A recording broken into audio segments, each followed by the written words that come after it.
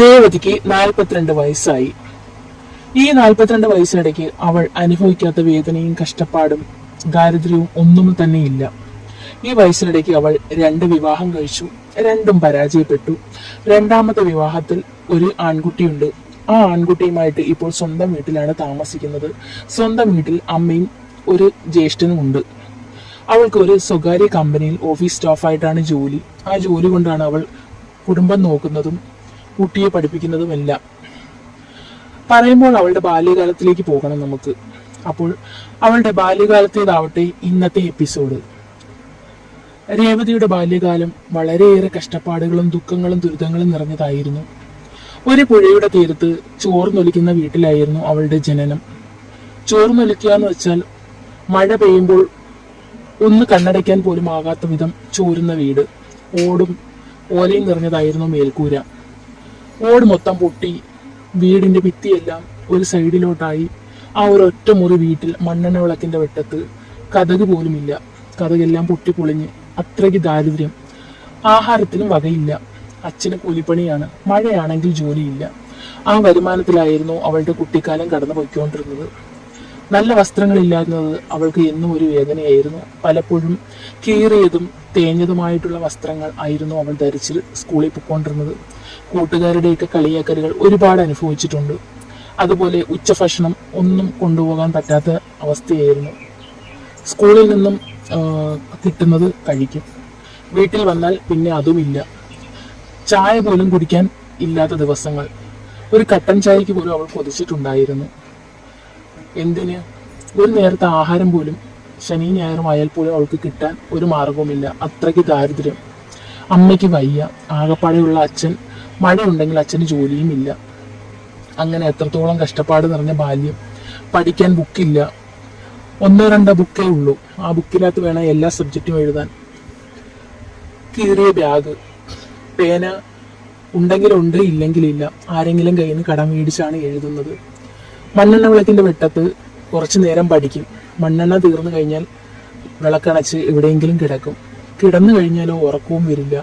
ചൂട്, മഴക്കാലമല്ലാത്ത അവസ്ഥയിലാണെങ്കിൽ ചൂട് കാരണം ഉറങ്ങാൻ പറ്റില്ല. മഴക്കാലമായാൽ മഴവെള്ളം വന്ന് വീഴുന്ന കാരണവും ഉറങ്ങാൻ പറ്റില്ല. പിന്നെ കൂടെ അച്ഛനും അമ്മയും തമ്മിലുള്ള വഴക്കും പതിവായിരുന്നു. വഴക്കെന്ന് പറഞ്ഞാൽ 2 പേരും അങ്ങോട്ടും ഇങ്ങോട്ടും ഉഗ്രൻ വഴക്ക്. കയ്യിൽ കിട്ടുന്നത് അങ്ങോട്ടും ഇങ്ങോട്ടും എറിയലും അങ്ങോട്ടും ഇങ്ങോട്ടും തെറിവിളിയും. അങ്ങനെ ഒരു തരത്തിലും ഒരു സമാധാനമില്ല. പുസ്തകം എടുത്ത് പഠിക്കാനോ സ്വസ്ഥമായിട്ടുള്ള ഒരു അന്തരീക്ഷവുമില്ല. കറണ്ടുമില്ല. ആകപ്പാടെ ദുരിതം നിറഞ്ഞ ജീവിതം. അങ്ങനെ എങ്ങനെയൊക്കെയോ അവൾ ഓരോ ക്ലാസ്സും കടന്നുപോയി. ഒരു ക്ലാസ്സിലും തോറ്റിരുന്നില്ല. അവളെ കൊണ്ട് പറ്റുന്ന വിധമെല്ലാം അവൾ പഠിച്ചു കീറി. കൂട്ടുകാരൊന്നും വലുതായിട്ടുണ്ടായിരുന്നില്ല. കാരണം ദാരിദ്ര്യം തന്നെയായിരുന്നു. ആൾക്കാർക്കെല്ലാം എന്തോ കൂട്ടുകൂടാൻ ഒരു മടി പോലെയായിരുന്നു. കൂട്ടുകാരികളൊക്കെ ഒരു വല്ലാത്ത നോട്ടത്തോടെയാണ് അവളെ കാണുമ്പോൾ നോക്കുന്നത്. കാരണം അവളുടെ വസ്ത്രധാരണവും ബാഗും ബുക്കും എല്ലാം കൊണ്ടായിരിക്കാം. ഒരു സഹകരണമോ അല്ലെങ്കിൽ ഒരു സഹായവും ആരും കാണിച്ചില്ല അവളോട്. അങ്ങനെ അവൾ ഓരോ ക്ലാസ്സും തോൽക്കാതെ പിടിച്ചു. അങ്ങനെ 10ാം ക്ലാസ്സിലെത്തി. 10ാം ക്ലാസ്സിലെത്തിയപ്പോഴും അവൾക്ക് നല്ലൊരു കൂട്ടുകാരിയെ കിട്ടി. 10ാം ക്ലാസ്സിലെത്തിയപ്പോൾ കുറച്ചൊക്കെ അവളുടെ പഠന അന്തരീക്ഷം മാറി. കറണ്ട് വന്നു എന്നല്ല, അവൾക്ക് ബുക്കുകളുടെ എണ്ണം കൂടി. പിന്നെ ഒരു പുതിയ ബാഗ് കിട്ടി. പിന്നെ പഴയ വസ്ത്രങ്ങൾക്ക് ഓരോരുത്തർ അവൾക്ക് കൊടുത്തു. അങ്ങനെ അഡ്ജസ്റ്റ് ചെയ്ത് കുഴപ്പമില്ലാത്ത രീതിയിലാണ് 10ാം ക്ലാസ്സിലേക്ക് പോയത്. ആരും കൂട്ടുകാരില്ലായിരുന്ന അവൾക്ക് നല്ലൊരു കൂട്ടുകാരിയെ പരിചയപ്പെടാനായതാണ് അവളുടെ ജീവിതത്തിൽ വഴിത്തിരിവായത്. ആ കൂട്ടുകാരി അവൾക്ക് എല്ലാമായിരുന്നു.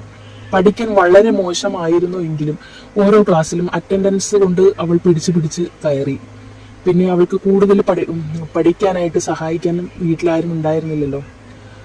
അറ്റൻഡൻസിന്റെ ബലത്തിൽ ഓരോ ക്ലാസ്സും പിടിച്ചു ജയിച്ചു. പിന്നെ അത്യാവശ്യ കാര്യങ്ങൾ എങ്ങനെയെങ്കിലുമൊക്കെ തട്ടിയും മുട്ടിയും പഠിച്ചു പോയിക്കൊണ്ടിരുന്നു. പക്ഷേ ബേസിക് ആയിട്ടുള്ള ഒരുപാട് കാര്യങ്ങളിൽ അവൾ പുറകോട്ടായിരുന്നു. എല്ലാം പഠിപ്പിച്ചു കൊടുത്തത് ഈ കൂട്ടുകാരിയായിരുന്നു. കണക്കാകട്ടെ, ഇംഗ്ലീഷ് ആകട്ടെ, അങ്ങനെ ഓരോ സബ്ജക്റ്റും. പഠിത്തത്തിന്റെ വാല്യൂ എന്താണെന്നും പഠിത്തത്തിന്റെ ആ ഒരു ആഴങ്ങളിലേക്ക് ഇറങ്ങാൻ കഴിഞ്ഞത് ഈ കൂട്ടുകാരിയുമായി കൂട്ടായതിനു ശേഷമാണ്. അവൾ എല്ലാമായിരുന്നു ഇവൾക്ക്. ഓരോ സബ്ജക്റ്റുകളും പഠിക്കേണ്ട രീതി, അവൾക്കറിയാത്തത് പഠിപ്പിച്ചു കൊടുക്കല്. വൈകുന്നേരം സ്കൂൾ വിട്ട് കഴിഞ്ഞാൽ അവൾ ഇവളെ വീട്ടിലേക്ക് വിളിച്ച് ഓരോ സബ്ജക്റ്റിനെ കുറിച്ചും പറഞ്ഞു കൊടുക്കുമായിരുന്നു. 10ാം ക്ലാസ്സിലെ ക്രിസ്മസ് പരീക്ഷ തൊട്ടിട്ടാണ് അവൾക്ക് ഓരോ സബ്ജക്റ്റിലും മാറ്റങ്ങൾ വന്നു തുടങ്ങിയത്. മാർക്കുകൾ നന്നായി കുറഞ്ഞിരുന്ന പെൺകുട്ടി അത്യാവശ്യം മാർക്കുകളോടുകൂടി ക്രിസ്മസ് പരീക്ഷ പാസ്സായി. പിന്നെ അവൾക്കൊരു കോൺഫിഡൻസ് ആയിരുന്നു. എല്ലാത്തിനും ഈ കൂട്ടുകാരിയാണ് വഴിത്തിരിവായത്. വലിയ പരീക്ഷ ആയപ്പോൾ അവൾക്ക് ജയിക്കണമെന്നുള്ള വാശിയായി. ഈ കൂട്ടുകാരി അവളെ വേണ്ടുന്ന വിധം ഹെൽപ്പ് ചെയ്തു.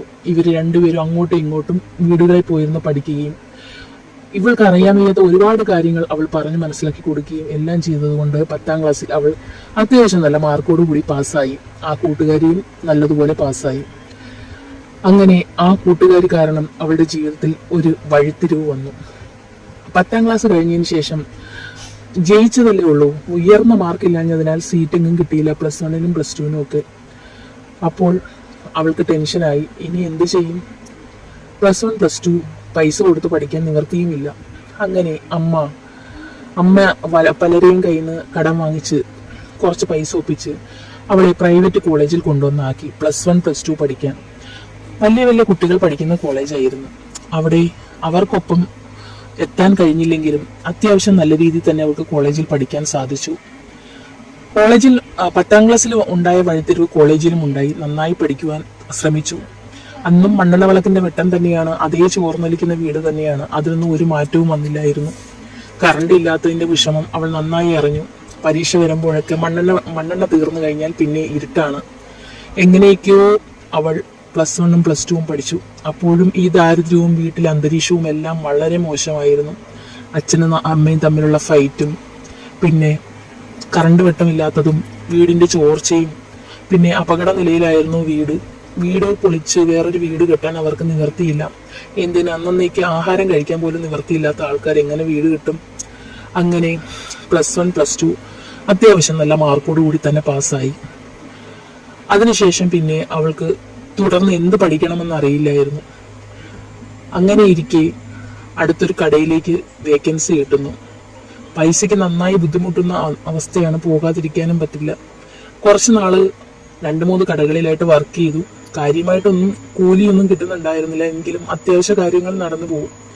അതെല്ലാം കഴിഞ്ഞതിന് ശേഷം എന്തെങ്കിലും തൊഴിലധിഷ്ഠിത കോഴ്സ് പഠിക്കണമെന്ന് മനസ്സിലുണ്ടായിരുന്നു. അപ്പോഴാണ് 10ാം ക്ലാസ്സിൽ വഴിത്തിരിവായ ഒരു കൂട്ടുകാരി ഉണ്ടല്ലോ, ആ കൂട്ടുകാരിയെ വീണ്ടും കണ്ടുമുട്ടുന്നത്. +1 +2 ഒക്കെ അവൾ വേറെയാണ് പഠിച്ചത്. ഇവർക്ക് രണ്ടുപേർക്കും പിന്നെ കുറച്ച് നാൾ ഗ്യാപ്പ് ഉണ്ടായിരുന്നു. കാണാനോ മിണ്ടാനോ ഒന്നും പറ്റിയിരുന്നില്ല. അതിനുശേഷം വീണ്ടും ഈ കൂട്ടുകാരി രംഗത്ത് വന്നു. അവർ രണ്ടുപേരും അടുത്ത കോഴ്സിനെ പറ്റി ചർച്ച ചെയ്തു. ഒടുവിൽ ഒരു തൊഴിലധിഷ്ഠിത കോഴ്സ് കണ്ടുപിടിച്ചു. രണ്ടുപേരും അവിടേക്ക് പോയി പഠിക്കാൻ. അത് 2 വർഷം ഉണ്ടായിരുന്നു. അതൊരു സുവർണ കാലഘട്ടം തന്നെയായിരുന്നു. വീണ്ടും പഴയ കൂട്ടുകാരി കണ്ടുമുട്ടിയതും ഒന്നിച്ച് പഠിക്കാൻ പോകാൻ കഴിഞ്ഞതുമെല്ലാം. അങ്ങനെ അവർ രാവിലെ ഒരുമിച്ച് ബസ്സിൽ പോയി. ആനന്ദകരമായിട്ടുള്ള ഒരു പഠനാന്തരീക്ഷമായിരുന്നു അവർക്ക്. അതെല്ലാം നന്നായിട്ട് അവർ ആസ്വദിക്കുന്നുണ്ടായിരുന്നു. കൂടുതലും ആ കൂട്ടുകാരിയുടെ വീട്ടിലായിരുന്നു ഈ പെൺകുട്ടി പഠിക്കാൻ പോയിരുന്നത്. ഇവൾക്ക് 10ാം ക്ലാസ്സിൽ കൊടുത്തിരുന്ന അതേ സപ്പോർട്ട് തന്നെ തുടർന്നുള്ള പഠിത്തത്തിനും കൊടുത്തിരുന്നു. അങ്ങനെ ആ കോഴ്സിലും ഇവർ രണ്ടുപേരും ഒന്നാമതായിട്ട് ജയിച്ചു വന്നു. അതെല്ലാം കഴിഞ്ഞ് ആ കോഴ്സുമായി ബന്ധപ്പെട്ട ഒരു ജോലിക്ക് ആ കൂട്ടുകാരി കയറി. കുറച്ച് നാൾ കഴിഞ്ഞപ്പോൾ ഈ പെൺകുട്ടിയും കയറി. അങ്ങനെ ജീവിതം മുന്നോട്ട് പൊയ്ക്കൊണ്ടിരിക്കുകയായിരുന്നു. ആ അവസരത്തിലാണ് ഈ പെൺകുട്ടിക്ക് ഒരു പ്രണയം ഉണ്ടാകുന്നത്. പ്രണയം എന്ന് വെച്ച് കഴിഞ്ഞാൽ അദ്ദേഹം അത്യാവശ്യം ചെറിയ ജോലികളൊക്കെ ചെയ്യുന്ന ഒരു മനുഷ്യനാണ്. അങ്ങനെ ഒരു ജോലിയുമായി ബന്ധപ്പെട്ട് വീട്ടിലേക്ക് വന്നപ്പോഴാണ് ഈ പെൺകുട്ടിയെ ആദ്യമായി കാണുന്നത്. അപ്പോഴേക്കും അവളുടെ ചോർന്നൊലിച്ച വീട്ടിൽ നിന്ന് വീട് പൊളിഞ്ഞു വീണ് പകരം ഒരു അത്യാവശ്യം താമസിക്കാൻ പറ്റുന്ന ഒരു 2 മുറി വീട് കിട്ടിയിരുന്നു. അങ്ങനെ ഇയാൾ അവിടെ ഒരു ജോലി ആവശ്യത്തിന് വന്ന് ഈ പെൺകുട്ടിയെ ഇഷ്ടപ്പെട്ടതിന് ശേഷം അയാൾ ആലോചന കൊണ്ടുവരുന്നു. അയാൾക്ക് കല്യാണം കഴിക്കാൻ താല്പര്യമുണ്ട്. എന്തുകൊണ്ടോ വീട്ടുകാർക്ക് അദ്ദേഹത്തിന് ഇഷ്ടപ്പെട്ടില്ല. പക്ഷേ കുറച്ച് നാൾ വെയിറ്റ് ചെയ്തതിന് ശേഷം അദ്ദേഹത്തിനെ കൊണ്ട് തന്നെ കല്യാണം കഴിപ്പിച്ചു. അത് ഒരു വലിയ പ്രശ്നങ്ങളുടെ തുടക്കമായിരുന്നു.